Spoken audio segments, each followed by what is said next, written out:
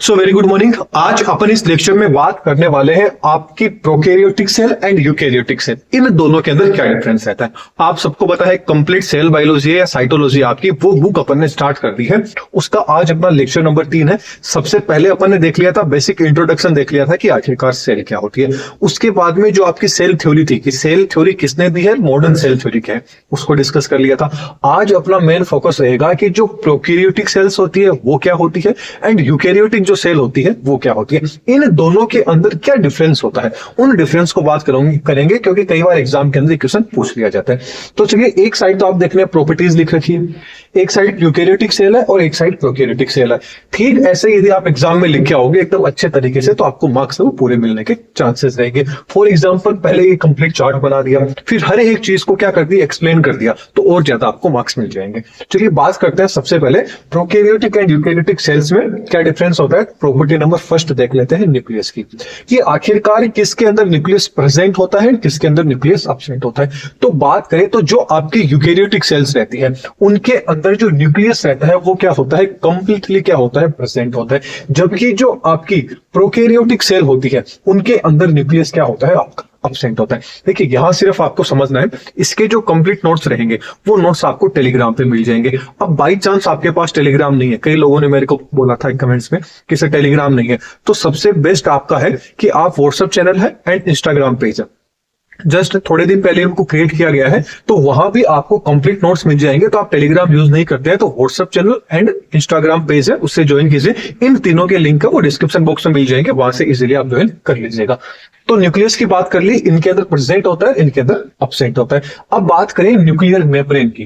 Nuclear membrane की बात करें तो सीधी सी बात है, जब न्यूक्लियस इनके अंदर प्रेजेंट है तो न्यूक्लियर मेम्ब्रेन भी देखने को मिलेगी, इनके अंदर न्यूक्लियस एब्सेंट है तो न्यूक्लियर मेम्ब्रेन भी क्या होगी, इनके अंदर कंप्लीटली एब्सेंट रहेगी। अब बात कर लेते हैं लोकेशन ऑफ डीएनए, कि आखिरकार प्रोकैरियोट्स होते हैं उनके अंदर डीएनए कहां प्रेजेंट होता है। तो उनमें डीएनए कहां प्रेजेंट होता है, जो न्यूक्लियस होता है, इस न्यूक्लियस के अंदर क्या होता है, डीएनए प्रेजेंट होता है। अब क्वेश्चन आ जाएगा कि भाई प्रोकैरियोट्स में तो न्यूक्लियस होता ही नहीं है, तो इनमें क्या होता है, न्यूक्लियस के जैसी ही क्या होती है, एक स्ट्रक्चर होती है जिसको क्या बोला जाता है, न्यूक्लियोइड। और न्यूक्लियोइड के अंदर ही क्या होता है, इनमें जो आपका डीएनए होता है वो प्रेजेंट होता है। अब ये न्यूक्लियोइड क्या होती है, कैसी स्ट्रक्चर होती है, आने वाले लेक्चर्स के अंदर हर एक चीज को डिटेल के अंदर पर पढ़ने वाले हैं। तो चैनल पे नहीं है तो सब्सक्राइब जरूर कर लीजिएगा। फिर बात करते हैं सेलुलर ऑर्गेनाइजेशन की, इनका जो कोशिकीय संगठन होता है वो किस तरह का होता है। कोशिकीय संगठन का मतलब कि कौन यूनिसेलुलर होता है, कौन से मल्टीसेलुलर होते हैं। तो जो आपके यूकैरियोट्स होते हैं ये क्या होते हैं, आपके मल्टी सेलुलर होते हैं। कैसे होते हैं, मल्टी सेलुलर। एंड जो आपके प्रोकैरियोट्स होते हैं वो कैसे होते हैं, सिंगल सेलुलर होते हैं, एक ही सेल से डेवलप हुए होते हैं। इसकी आगे बात करें तो जो इनकी सेल वॉल होती है, हम देखते हैं कि सेल वॉल किन में प्रेजेंट होती है। तो आपकी जो सेल वॉल होती है prokaryotes and eukaryotes, eukaryotes prokaryotes दोनों के अंदर क्या होती है, प्रेजेंट होती है। लेकिन जो यूकैरियोट्स होते हैं, यूकैरियोट में ओनली जो फंजाई हो गए एंड जो प्लांट हो गए, वो फंजाई एंड प्लांट होते हैं, उनमें ही सेल वॉल देखने को मिलती है। वो सेल वॉल किसकी बनी होती है, काइटिन की बनी होती है। ठीक ऐसे ही प्रोकैरियोट्स में बात करें तो प्रोकैरियोट्स में भी क्या होता है, सेल वॉल प्रेजेंट होती है, लेकिन किस फॉर्म में, म्यूरिन के रूप में। किसके रूप में, म्यूरिन, उनकी जो कवरिंग होती है वो हो जाती है। फिर बात कर लेते हैं सेल डिवीजन की। सेल डिवीजन की बात करें तो इनमें किस तरह का सेल डिवीजन देखने को मिलता है, माइटोसिस टाइप का सेल डिवीजन है वो देखने को मिलता है। बोले तो समसूत्री विभाजन है वो देखने को मिलता है। जबकि प्रोकैरियोट्स में बात करें तो प्रोकैरियोट्स में किसे, मियोसिस टाइप का देखने को मिलता है। बोले तो अर्धसूत्री विभाजन है, सेल डिवीजन है वो देखने को मिलेगा। अब बात कर लेते हैं राइबोसोम की। राइबोसोम की बात करें तो जो आपके यूकैरियोट्स होते हैं उनके अंदर राइबोसोम क्या होता है, 70S टाइप का एंड 80S टाइप का राइबोसोम प्रेजेंट होता है। अब आपको मेरे को कमेंट बॉक्स में बताना है यहाँ पे ये जो S आपको दिखाई दे रहा है, इस S का क्या मतलब है। ओके, ये आपके लिए एक छोटा सा क्वेश्चन है, तो आप मेरे को कमेंट बॉक्स में बताइएगा।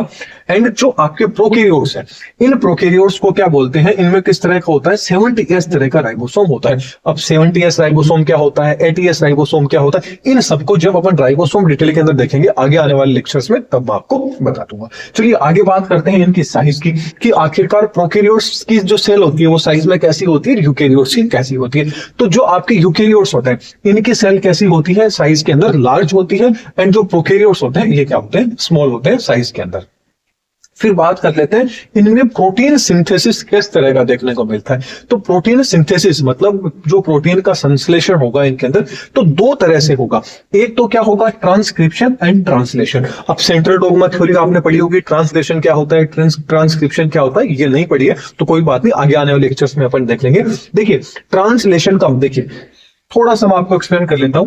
देखिए ये डीएनए है, डीएनए से आगे क्या बनता है, एमआरएनए बनता है, एमआरएनए से आगे क्या बनता है, तो आपका प्रोटीन बनता है। क्या बनता है, प्रोटीन। डीएनए से एमआरएनए बनने की जो प्रोसेस होती है इसको बोलते हैं ट्रांसक्रिप्शन। क्या बोलते हैं, ट्रांसक्रिप्शन। एंड एमआरएनए से प्रोटीन बनने की जो प्रोसेस होती है इसको बोलते हैं ट्रांसलेशन। ये चीज आपको, यही सेंट्रल डोग्मा थ्योरी है, ये चीज पता होना चाहिए। तो जो आपके प्रोकैरियोट्स यूकैरियोट्स रहेंगे, इन यूकैरियोट्स में जो ट्रांसक्रिप्शन की प्रोसेस होगी वो तो कहां होगी, आपके न्यूक्लियस के अंदर होगी, जबकि जो ट्रांसलेशन की जो प्रोसेस होगी वो कहां होती है, साइटोप्लाज्म में होती है। मतलब दोनों की दोनों प्रोसेस क्या होती है, अलग अलग जगह होती है। लेकिन जो आपके प्रोकैरियोट्स होते हैं, प्रोकैरियोट्स में चाहे ट्रांसलेशन हो चाहे ट्रांसक्रिप्शन हो, दोनों के दोनों कहां देखने को मिलेंगे, आपके साइटोप्लाज्म में देखने को मिलेंगे। ये आगे आने वाला जब अपन प्रोटीन सिंथेसिस पढ़ेंगे, अपनी जेनेटिक्स अपन स्टार्ट करेंगे, उसके अंदर डिटेल के अंदर इस चीज को देखेंगे कि ट्रांसलेशन क्या होता है, ट्रिप्शन क्या होता है।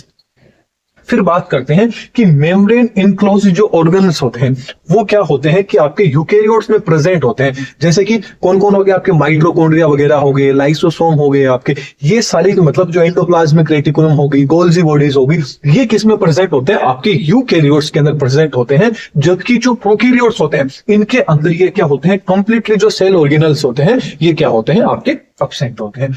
एग्जाम्पल की बात कर लेते हैं तो आपके जो यूकैरियोट्स होते हैं, यूकैरियोट्स में कौन आ जाते हैं, आपके प्रोटिस्टास आ जाते हैं, आपके फंजाई आ जाते हैं, आपके एनिमल्स आ जाते हैं, आपके क्या आ जाते हैं, प्लांट्स आ जाते हैं। एनिमल्स मतलब अपन लोग आ जाते हैं। जबकि जो प्रोकैरियोट्स है, प्रोकैरियोट्स में बात करें तो जो बैक्टीरिया आ गया, माइकोप्लाज्मा आ गया, आपका आर्किया आ गया, ये सारे के सारे किस में आ जाते हैं, आपके प्रोकैरियोट्स के अंदर आ जाते हैं।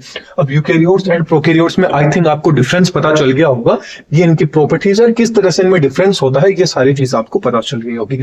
इसके जो कंप्लीट नोट्स रहेंगे वो टेलीग्राम पे मिल जाएंगे। एंड आप सबको पता है कि बीएससी सेमेस्टर चाहे कोई सा भी आपका हो, first second third fourth fifth sixth, हर सेमेस्टर के जो कंप्लीट लेक्चर है वो धीरे धीरे मिल जाएंगे, उसके साथ में आपको नोट्स भी मिल जाएंगे। तो चैनल पे नए हैं तो चैनल को सब्सक्राइब कर लीजिएगा, वीडियो पसंद आई है तो वीडियो को लाइक कीजिएगा। एंड नेक्स्ट लेक्चर के अंदर फिर मिलेंगे, ज्यादा से ज्यादा लोगों को शेयर कीजिएगा। Thank you.